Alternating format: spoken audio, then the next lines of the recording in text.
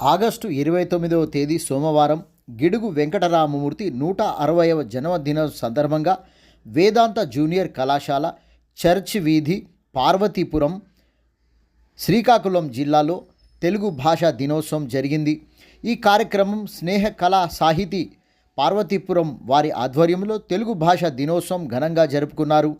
తెలుగు భాష యందు గల మధురమైన ఆసక్తికరమైన భావాలను వ్యక్తపరిచే చక్కటి భాషగా వక్తలు డి రామయ్య, కె శ్రీనివాస్ గారు విపులంగా తెలుగు భాషపై ఎంతో విఘ్నతతో కూడిన సందేశమిచ్చారు.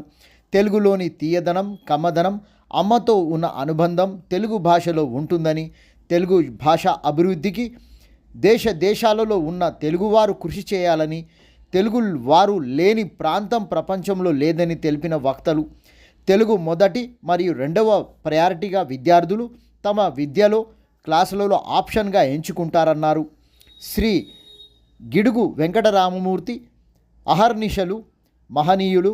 తెలుగు భాషను వాడుకలోకి తీసుకురావడానికి భాషాపరంగా ఉద్యమాలు చేయవలసి వచ్చిందంటే ఆశ్చర్యం కలగక మానదు.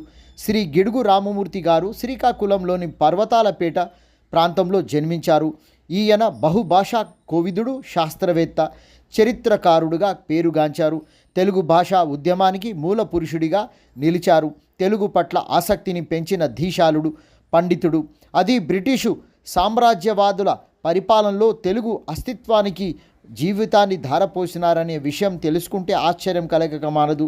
తెలుగు భాషా దినోత్సవం కార్యక్రమం సందర్భంగా 1వ తరగతి విద్యార్థి తెలుగు భాషపై ఇచ్చిన స్పీచ్ అందరినీ ఆకట్టుకుంది.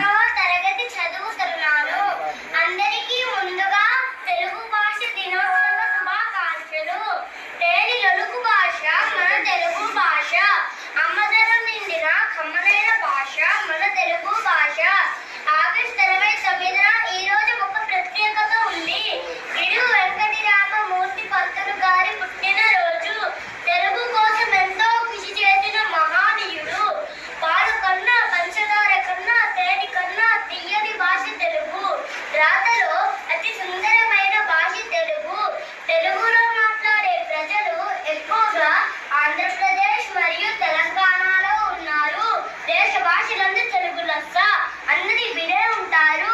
దీన్ని బట్టి తెలుస్తుంది